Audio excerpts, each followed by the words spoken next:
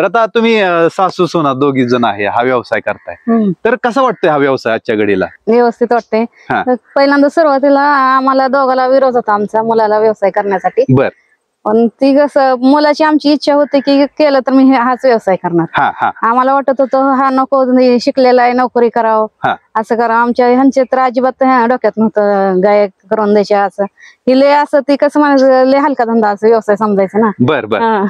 शेती त्यांना वाटायचं नोकरी केली की आपलं मी शेती हँडल करेन, मुलगा नोकरी करून महिन्याला पैसे आणेल असं करेल. पण मुलाची इच्छा अशी होती की मला ही नको, नोकरी म्हणले त्याला लय वैतागायचं.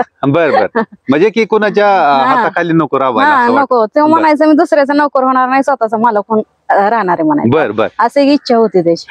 त्याच्यामुळे मग परत ते त्यांच्या विरोध असताना सुद्धा मी साथ दिली थोडी त्याला. मी ह्यांना सांगायची असू द्या, त्याची इच्छा आहे करू द्या असं.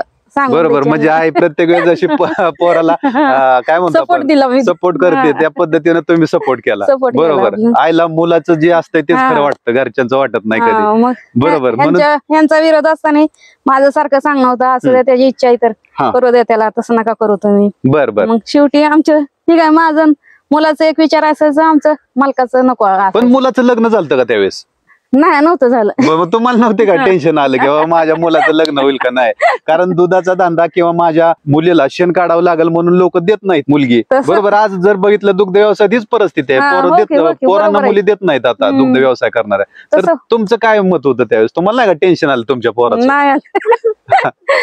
मला कसं वाटत होतं माझा जी मुलगा करेल ती सगळं सक्सेस करेल. त्याचं काय त्याची म्हणजे त्याची एक इच्छा होती, मी हाय असं माझं दाखवून हे करायचं. आम्हाला तसं वाटत होतं की नोकरी करावं, हे लग्न होणार नाही, शेतकरी म्हणून असं कमी लेखतेत ना. त्यात आधी तर शेतकरी आणि त्यात अजून गायचा उद्योग. बरोबर. त्याच्यामुळं सगळं उलट व्हायचं, पण यायचं ना तसं. बरोबर. पण आता मला कसं वाटायचं मालकाचं ऐकावं का मुलाचं ऐकावं, असं माझी परिस्थिती झाली. पण कुणाच ऐकलं मग? पण मी मुलाला साथ दिली ना.